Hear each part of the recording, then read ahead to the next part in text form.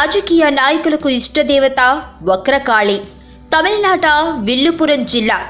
ఆ జిల్లాలో తిరువక్కరై అనే చిన్న గ్రామం. అవడానికి చాలా చిన్న ఊరే, కానీ ఆ ఊరిలో ఉన్న చంద్రమౌళీశ్వరుని ఆలయం చాలా ప్రసిద్ధమైంది. ఇంతకీ ఆ ఆలయ చరిత్ర ఏమిటో, అది అంతగా ప్రసిద్ధమయ్యేందుకు కారణాలు ఏమిటో తెలుసుకుందాం. తరువక్కురైలో వరాహ నదీ తీరాన వెలిసిన చంద్రమౌళీశ్వరుడు గురించి 2000 సంవత్సరాల నుంచే గాథలు ప్రచారంలో ఉన్నాయి. తమిళనాట ప్రముఖ శైవ భక్తులైన నయనార్ల రాతలలో ఈ స్వామివారి గురించి ప్రసక్తి కనిపిస్తుంది. వైష్ణవులకు 108 దివ్య దేశాలు ఎలా ఉన్నాయో, నయనార్ల పద్యాలను అనుసరించి శైవులు 275 పుణ్యక్షేత్రాలు ఉన్నాయి. వీటిని పాడల్ పెట్ర స్థలం, పాటలలో పేర్కొన్న స్థలాలు అంటారు. వాటిలో తరువక్కరై ఆలయం ఒకటి. ప్రస్తుతం ఇక్కడ ఉన్న ఆలయాలన్నీ 9వ శతాబ్దంలో ఆదిత్యుడనే చోళరాజు నిర్మించినట్లు తెలుస్తుంది.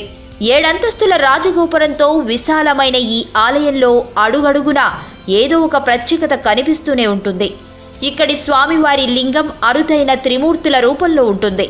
తూర్పు వైపున ఉన్న ముఖాన్ని తత్పురుష లింగమని, ఉత్తరం వైపుగా ఉన్న లింగాన్ని వామదేవ లింగమని, దక్షిణం వైపుగా చూసే ముఖాన్ని అఘోర లింగమని పేర్కొంటారు.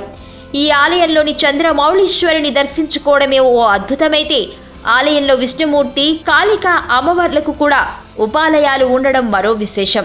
ఒకప్పుడు వక్రాసురుడనే రాక్షసుడు ముల్లోకాలను పీడించసాగాడట. ఆయన శివభక్తుడు కావడంతో తన చేతులతో అతనిని వధించలేనని వెళ్లి విష్ణుమూర్తినే అర్థించమని పరమేశ్వరుడు చెప్పాడట. అంతటా విష్ణుమూర్తి తన సుదర్శన చక్రంతో ఆ వక్రాసురుని వధించాడు. అందుకే ఇక్కడి ఆలయంలో విష్ణుమూర్తి విగ్రహం ప్రయోగ చక్ర అనే భంగిమలో కనిపిస్తుంది. అంటే సుదర్శన చక్రాన్ని సంధిస్తున్న భంగిమలో విష్ణు భగవానుడు ఉంటాడన్నమాట.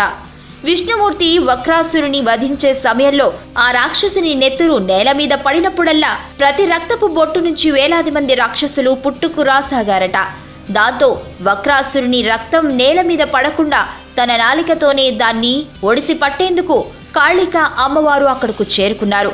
అంతేకాదు, వక్రాసురుణ్ణి చెల్లెలైన దున్ముఖి అనే రాక్షసుని కూడా వధించారు. దాంతో ఇక్కడి కాళిక అమ్మవారికి వక్రకాళి అన్న పేరు స్థిరపడింది. ఈ వక్రకాళి అమ్మవారి ఉగ్రతత్వాన్ని శాంతింపజేసేందుకు ఆదిశంకరులు అమ్మవారి కాలి కింద శ్రీచక్రాన్ని ప్రతిష్ఠించారని చెబుతారు. అటు శివుడు, ఇటు విష్ణుమూర్తి, వారికి తోడుగా కాళిక అమ్మవారు.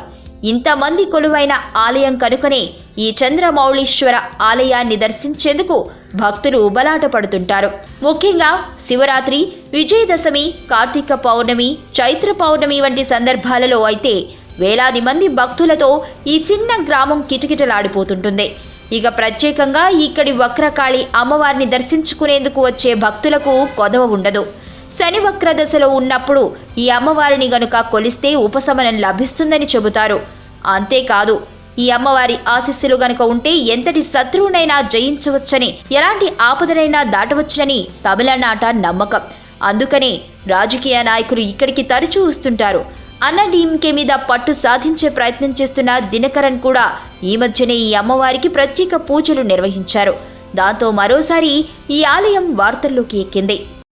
ఈ వీడియో మీకు నచ్చినట్లయితే లైక్ చేయండి, షేర్ చేయండి. మరిన్ని అప్డేట్స్ కోసం మా ఛానల్ని సబ్స్క్రైబ్ చేయండి.